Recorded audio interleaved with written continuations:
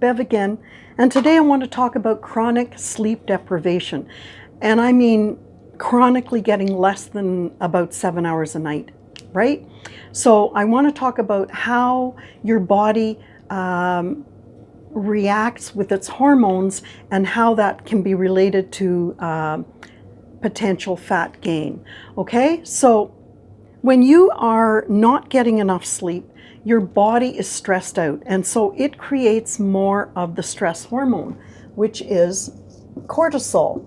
And cortisol is a very powerful metabolic hormone. And when I say metabolic hormone, it's going to deal with, well, obviously your metabolism, but it's going to deal with fat making and or calorie burning. So, as a stress hormone, I mean, you can get cortisol from, work, family issues, financial, whatever. We're just talking about sleep at the moment. But cortisol, what does it do in your body? Well, cortisol loves fat. So obviously it's more on the fat making side, right? And interestingly, it wants to retain that fat. So it doesn't want to release the fat, or if you use the term burn, it doesn't want to burn fat. Okay, so it's very powerful. To explain what it does in your body with other hormones and other issues related to fat, let's talk about it as the driver of a bus. Lots of empty seats on the bus, and it's pulling an empty trailer. So it goes to the first stop, and there are enzymes there. Cortisol says, well, what are you? Are you hormones? No, no, no. We're enzymes, and we have the ability to speed up chemical reactions in the body. So cortisol, that's interesting. Well, how does that work? Well, enzymes, some of us really speed up fat making, and some of us really speed up fast releasing. So cortisol said, oh, well, wait a minute. I do not want any fat releasing, but I do want fat making. So you fat making enzymes, jump on the bus. You fat releasing guys, nope, I'm not picking you up. You're going to have to wait for some other bus. Okay, carries on. And at the next stop is insulin. Whoops, got to spell it right.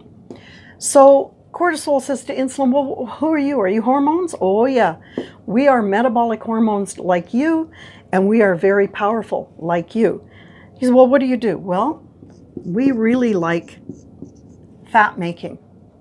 So cortisol said, oh, fantastic, jump on the bus. I like you. But what's in your hand? What's the luggage? Insulin, oh, it's just some extra fat we have. Cortisol, fabulous. Throw it in my trailer, because when I go by the waistline, that is where I am going to drop off that fat. I love putting fat at the waistline. That's my favorite place. Okay, bus carries on, and there are two different types of people at the next stop. One is called leptin, and the other is called ghrelin. Cortisol, well, who are you? What do you do? Well, we are hormones, but we're not metabolic hormones, but we're signaling hormones. And we kind of complement each other. When one of us is up, the other's down, and vice versa. He said, well, but what do you do? And leptin says, well, I signal the feeling of fullness, and my buddy here, ghrelin, signals hunger.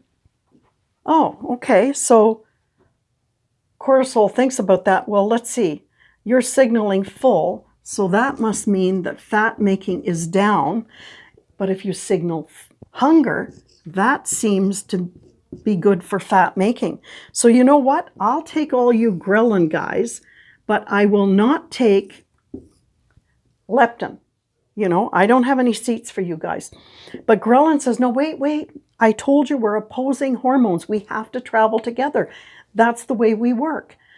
So cortisol says, well, all right, I'm not going to take all of you.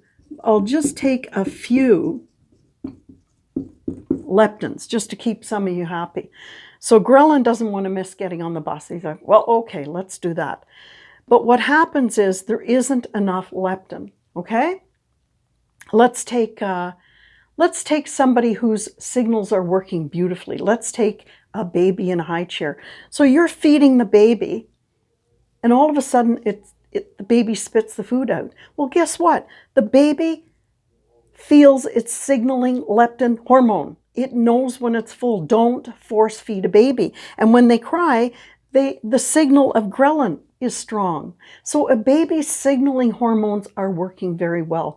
Maybe yours are not. That's a whole other video. Okay, so we've got this issue going on, and you can see it's a lot of fat making, not a lot of fat releasing, and it's going to the waistline. Now, the other thing that happens in sleep deprivation involves another hormone, and that's the human growth hormone. Now, interestingly, I mean, you may not think you need the human growth hormone, and certainly it diminishes starting in the 40s, okay? When you hit 40, you start to make less of this. But it doesn't mean you don't need it, okay? When you're 24 hours a day, your body needs energy, even when you're sleeping. So what happens is when you're sleeping, you're going to be producing more human growth hormone for energy, and that's good. And it usually occurs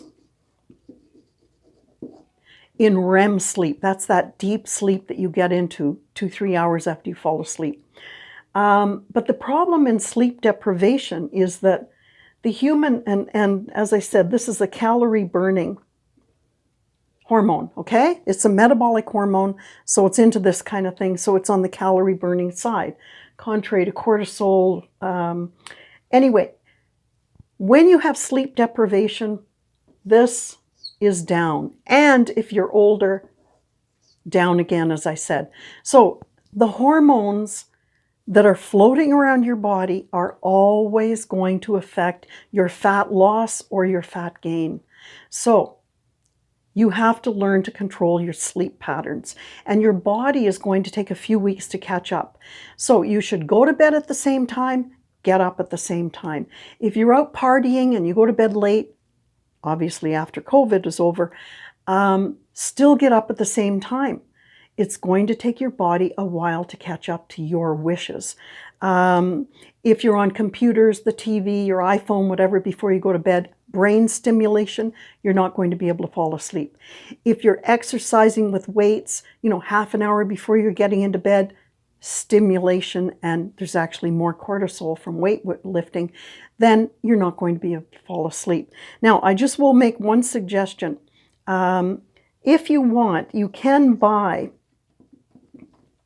this is a very natural hormone, okay? Melatonin, sorry. It's made by your pineal gland, so it's a natural hormone. You can get it at the drugstore, and you can try that out and see if it works. My husband takes it on airplanes, when we used to go on airplanes, and it helped him fall asleep. Never worked for me, but anyway, I hope this has helped, and I'll see you in the next video. Bye for now.